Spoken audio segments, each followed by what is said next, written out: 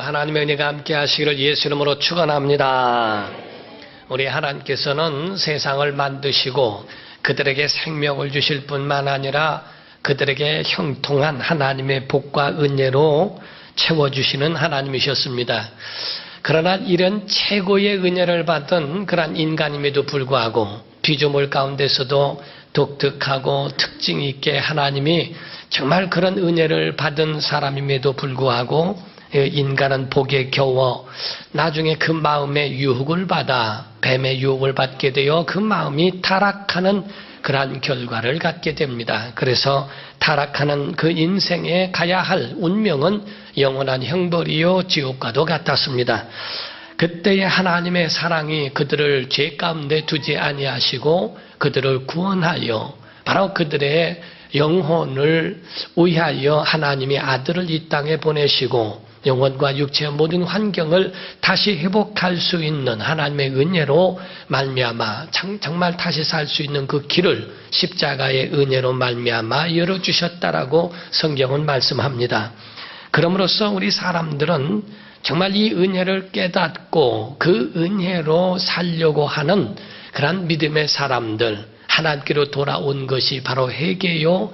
이것이 바로 하나님께서 주시는 축복과 자유를 누릴 수 있는 그런 복된 사랑으로 돌아온 것임을 말합니다. 성경이 말씀하기를 누구든지 진자는 이긴 자의 종이 되리라고 말씀한 것처럼 사람은 이와 같처럼 죄 가운데 죄의 유혹을 받아 죄 가운데 들어간 죄의 종이 되었지만은 예수 그리스도를 믿고 그 가운데 돌이켜 하나님 앞으로 돌아오게 되면 하나님께서 그들에게 복을 주시고 은혜를 주시며 그들에게 하나님의 생명으로 채워주시는 역사를 이루어 주시는 겁니다.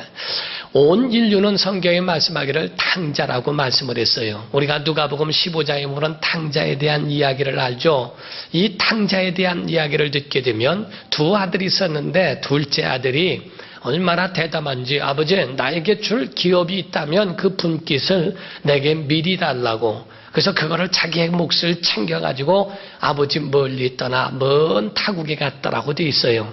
거기서 허랑방탕하게 거기서 이것저것 자기 원하는 대로 아버지 어머니의 그 눈을 피해서 자기 멋대로 그렇게 탕진하며 살았습니다.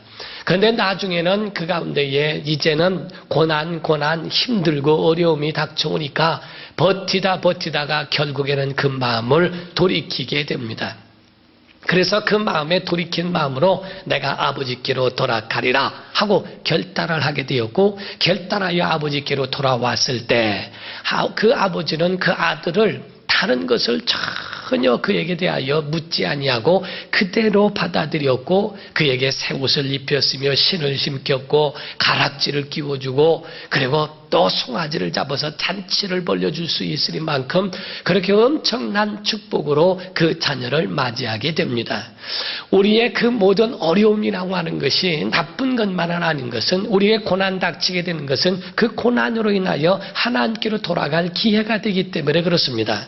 우리가 운전을 하더라도 보면은 신호등이 있죠. 그래서 그 신호를 보고 가야 하고 서야 하고 멈추고 가고 돌아가는 그러한 신호등을 보는 것처럼 하나님은 고난을 통하여 하나님께로 돌아올 수 있는 그 길로 인도하시는 하나님의 사인이요 하나님의 메시지라고 하는 것을 우리가 아셔야 됩니다. 그런데 여기서 말씀하고 있는 이 특징은 뭐냐면은 하나님께서 그들을 맞이할 때에 과거를 묻지 않더라 하는 얘기예요. 하나님께서 그 과거에 대하여 너 왜 이랬니? 그 탕진해버리고 다 타락해가지고 그렇게 허랑방탕하게 살았는데 무슨 얼굴로 나에게 오느냐 하고 그 얼굴에 대하여 하나님께서 뒤에 대하여 묻지 아니하십니다. 우리의 신앙생활에 대하여서는 하나님께서 과거를 묻지 않는 거예요. 하나님은 그 이전에 있는 것들에 대하여 묻지 아니하시고 그대로 받아들이시며 용서하시고 돌아온 자체에 대하여 그 아버지가 용납하는 것처럼 하나님은 베드로에 대하여서도 부활하신 후에 베드로를 찾아가셔서 내가 얼굴이 있지 어떻게 나와 3년 반 동안을 함께 있으면서 그렇게 나를 알고는 어떻게 계집종 앞에서 3번이나 부인할 수 있느냐 그거를 가지고 책망하신 적이 없습니다.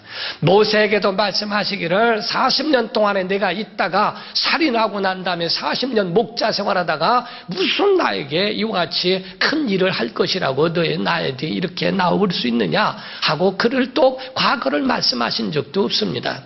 아니 주님께서 가늠하다가 현장에서 잡힌 여인이라도 그에 대하여 또 다시 과거를 묻지 않습니다. 나도 너를 정죄하지 않노니 너는 이와 같이 바로 가서 다시는 죄를 짓지 말라고 주님은 그에게 권면하고 사랑으로 그를 맞아 주십니다. 우리가 부부로 가운데도 마찬가지입니다. 과거를 묻지 않는 겁니다. 과거에 대해서 이렇다 저렇다 그것 가지고 상처를 입히고 하는 것은 좋지 않습니다. 하나님도 과거에 대하여 그것을 묻지 아니하시고 돌아온 것, 정말 아버지께로 돌아온 것에 대하여 그를 10분 인정하시고 잡아주신 것처럼 어느 누구도 마찬가지로 과거에 대하여 묻지 아니하고 앞으로에 있을 일에 대하여 미래를 이야기해야 됩니다. 어떤 사람이 말하기를 과거 있는 건 용납할 수 있어도 미래가 없는 사람은 용납할 수 없다 하는 이야기가 있습니다. 빌립보서 3장에도 말하기를 바울은 그렇게 말합니다. 과거의 것에 대하여 내가 잊어버리겠다. 과거에 내가 잘해도 그게 의가 되어 하나님께 나아가는 장애물이 될 수 있고 잘못되어진 허물이 있다 할지라도 그것이 내 발목을 붙잡을 수 있기 때문에 과거 것들에 대해서는 내가 이미 지나간 것에 대해서는 잊어버리고 앞의 것 편대를 향하여서만 내가 달려갈 것이다 라고 이렇게 고백을 합니다. 사랑하는 성도 여러분, 우리가 탕자가 정말 돌아오는 것처럼 아버지께로 돌아오는 것처럼 오늘날 하나님께로 돌아오는 심령 되기를 주님으로 축원합니다. 교회로 돌아오는 것은 주님께로 돌아오는 것과 같습니다. 하나님께로 돌아오는 것, 우리가 6일 동안의 세상에서 일을 하다가 이제 7일째 될 때 하나님이 주일에 하나님께서 아들을 통하여 모든 인류의 구원의 길을 열어주사 죄 가운데 죽어서나 부활하신 예수 그리스도의 날, 주의 날에 기억하여 하나님 전에 나온다고 하는 것은 이건 엄청난 하나님의 축복입니다. 여러분이 주 앞에 나오는 심령 되어 하나님의 은혜를 경험하기를 주님으로 축원합니다. 그래서 아버지와 같은 집, 그 탕자를 맞아주는 아버지 같은 집이 교회예요. 그리고 또 눈길에 더 조난당하거나 방황하고 있는 사람들에게 쉬어갈 수 있고 그들을 충전할 수 있는 캠프와 같은 곳과 같아서 눈보라가 있을 때 그들이 잠시 쉬어갈 수 있는 자리를 제공하는 것이 바로 교회와 같은 겁니다. 교회 안에는 상처를 주는 게 아니고 교회 안에는 은혜를 베풀어 주는 거예요. 그들의 있는 마음을 감싸주고 죄와 다시 한번 싸울 수 있게 하고 그리고 새로운 삶을 시작하고 살아갈 수 있도록 도와주는 역할을 하게 되는 겁니다. 베드로가 누가복음 5장에 보니까 예수님을 만납니다. 만나는 첫 번째가 뭡니까? 회개였습니다. 주여 나를 떠나소서. 예수께서 말씀을 전하신 다음에 바다 깊은 곳에 그물을 내려라. 그때 내리니까 그물이 찢어지도록 잡히는 역사가 있었습니다. 이 엄청난 역사를 보고 예수님 앞에 무릎 꿇어 이야기합니다. 주여 나를 떠나소서. 나는 죄인입니다 라고 자기 자신을 발견하게 됩니다. 하나님 앞으로 돌아온 사람들은 전부가 자기 자신이 주님 없이는 제사함 받을 수 없고 주님 없이는 살아갈 수 없는 자라고 하는 믿음의 고백이 나오는 겁니다. 사랑하는 성도 여러분, 욥기에 보면은 욥이라고 하는 사람이 자기의 잔칫날에 자기 형제들, 자녀들과 함께 사람들을 많이 모아다가 잔치를 베풀었을 때도 하나님께서 혹 보실 때에 잘못된 것이 있을까요? 그 다음 날에는 반드시 제물로 하나님 앞에 제사 드렸다라고 되어 있습니다. 혹시라도 내가 타락하진 않았는가? 혹시라도 우리가 잔치를 벌리면서 세속화되지는 않았는가? 하나님 앞에서 우리가 잘못된 길을 가지 않는가에 대하여 자기 자신을 돌아보고 욥의 행사가 항상 이와 같이 믿음 갖고 하나님 앞에 나아갔다는 이야기를 하고 있습니다. 사랑하는 성도 여러분, 우린 주와 함께 걸어가는 것, 이게 믿음이요, 이게 복인 줄 믿습니다. 우리의 부러움이 어디 있습니까? 우리가 설 명절을 맞게 되면은 평상시에는 부유했던 가정들과 차이가 있지만은 명절 때는 배불리 먹을 수 있고 그 가운데에 아주 풍성한 그러한 먹거리와 이런 것들이 선물들이 있어요.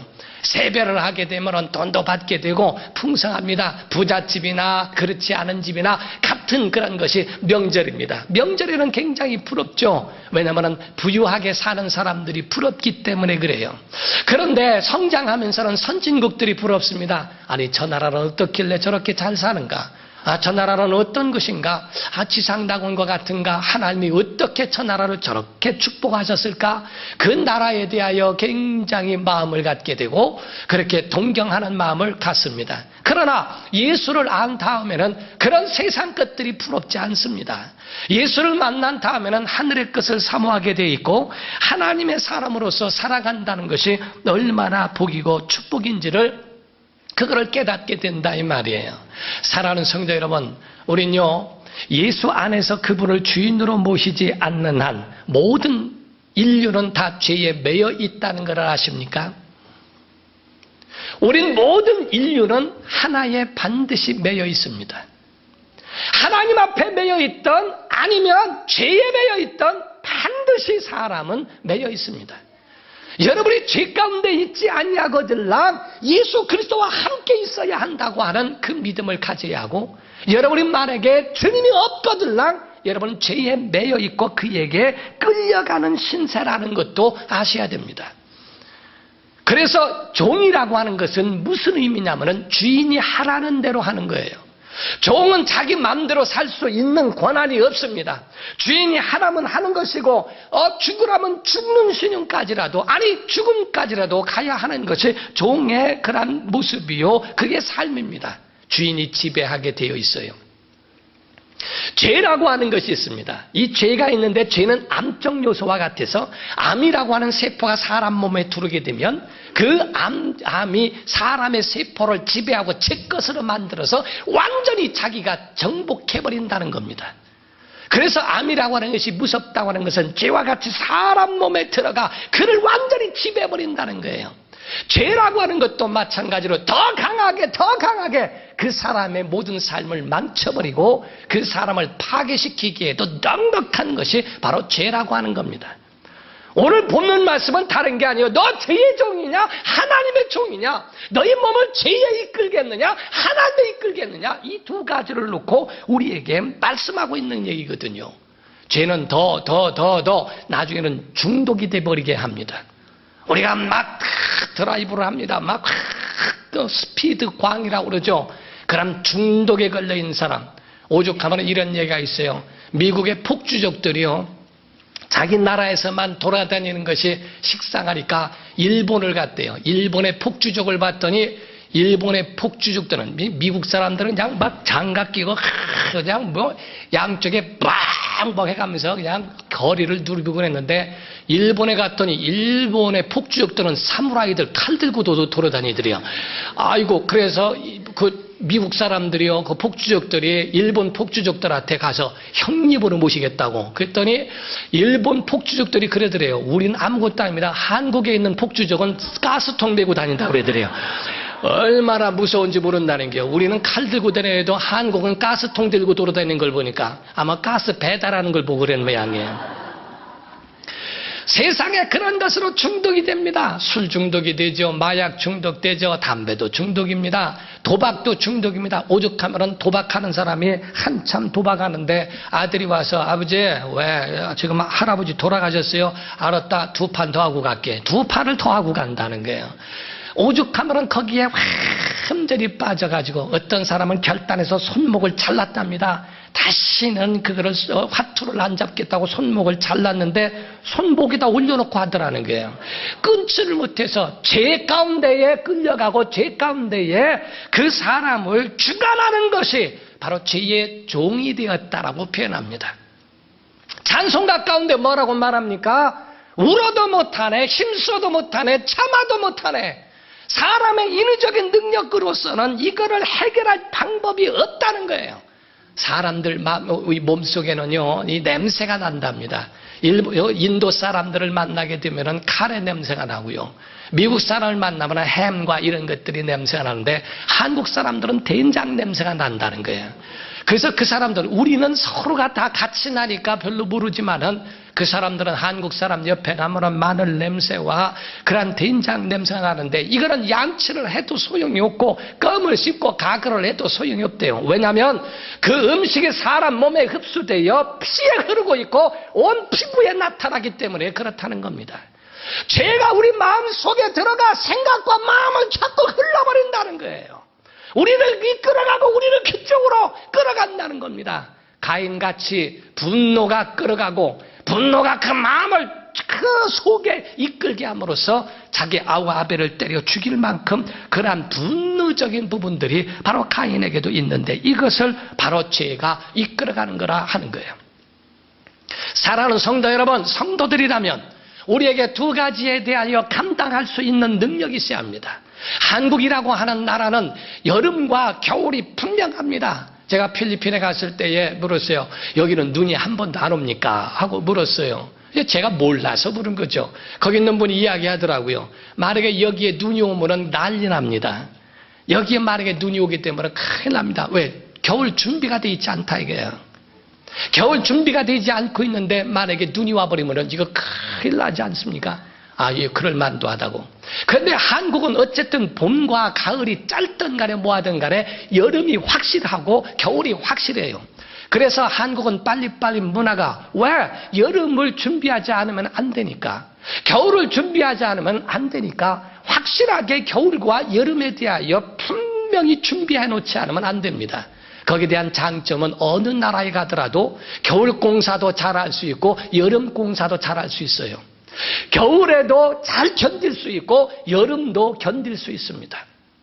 한국 사람들의 그런 장점은 다 견딜 수 있고 다 적응할 수 있는 능력이 있어요. 한국 사람들은요, 선교사들이 있어도요, 어디를 가든지 간에 다 적응할 수 있습니다. 먹는 것도 다 할 수 있습니다. 자는 것이 불편하지 않습니다. 미국 사람들은 선교를 가더라도 침대 문화이기 때문에 침대해야 됩니다. 그리고 의자 같은 데 앉아야지 그럼 바닥에다 앉지를 못해요. 한국 사람은 먹을 것 다 먹습니다. 침대도 상관없고 온돌도 상관없습니다. 의자에 앉아도 괜찮고 방바닥에 앉아도 전혀 불편하지 않습니다. 한국 사람은 다 적응하는 거예요. 성경은 우리에게 말합니다. 너희가 믿음으로 사는 방법도 적응하고 있는가? 풍부에 처할 줄도 알고 비천에 처할 줄도 아는데 과연 내가 풍부에 처할 때도 겸손할 줄 알고 비천에 처할더라도 너희가 그거를 극복하고 견뎌낼 수 있는가? 우리가 탈북자들을 이야기합니다. 그들이 우리 남한에 와서 여기서 북한에서 내려와 남한에서 터를 잡아서 세터 그 가운데에 산다고 해서 세터민이라고 그랬어요. 그런데 그분들이 탈출할 때는 목숨 걸고 탈출을 해요. 살기 위하여 목숨 걸고 탈출해서 나왔지만 남한에 와서 적응하는 데 문제가 있어요. 그들이 탈출하는 데까지는 성공했지만 사는 방법에 실패하는 경우가 너무 많습니다. 성경이 우리에게 증거합니다. 과거에 출애굽할 때에 애굽에서 노예적으로 살았던 사람들이 홍해를 건너서 광야로 왔습니다. 광야에서 과연 하나님을 섬기는 믿음의 방법에서 실패해버렸어요. 두 사람 여호수아와 갈렙 외에는 20세 이상의 모든 사람들은 광야에서 다 엎드려져 죽었습니다. 그것은 바로 애굽에서 탈출해 왔다 할지라도 사는 방법, 믿음으로 사는 방법을 배우지 않으면 넘어지는 겁니다. 과연 우리 속에 믿음으로 살아가는 방법을 알고 있는가? 광야에서 사는 방법, 여기서 살아남을 수 있는 방법을 일체의 비결을 깨우쳤는가? 바울은 말하기를 빌립보서 4장에 그렇게 말하죠. 나는 풍부에 처할 줄도 알고 비천에 처할 줄도 알았다. 난 여기서 일체의 비결을 배웠는데 곧 예수 그래 내게 능력 주시는 자 안에서 내가 모든 것을 할 수 있다. 이렇게 말했어요. 사랑하는 성도 여러분, 믿음으로 살아가기를 주 이름으로 축원합니다. 죄에서 끊어지는 것도 중요하고 믿음으로 살아가는 방법도 중요합니다. 노예 근성이 있어서는 안 돼요. 죄의 근성이 남아 있어서는 안 돼요. 가인의 근성이 우리 속에 남아있는 세상적 근성 때문에 그게 우리를 이끌어가고 우리를 죄의 종으로 만들어버리는 겁니다. 여기서 바울이 말하는 것, 베드로는 오직 예수 그리스도를 주여라고 모셨어요. 가론제자란 라삐어 선생님으로만 얘기했지만 베드로는 주여. 죄 아래서 죄의 종이냐 은혜 아래서 성령의 종이 되겠는가를 말합니다. 아합이라고 하는 왕이 있었는데 그 왕이 자기는 왕으로서 가질 것 다 가졌지 않습니까? 그런데 나봇이라고 하는 사람의 포도원이 탐이 나가지고 잠을 못 자요. 몇 날을 못 자니까 부인이 와가지고 아니 도대체 왜 잠을 못 자냐니까 나봇의 포도원을 팔라고 해도 안 파는데 저거 갖고 싶어서 그렇다는 거예요. 이세벨이라고 하는 부인 옆에서 듣더니 뭘 걱정하느냐고 알았다고 나봇을 죽이고서 그걸 뺏어버립니다.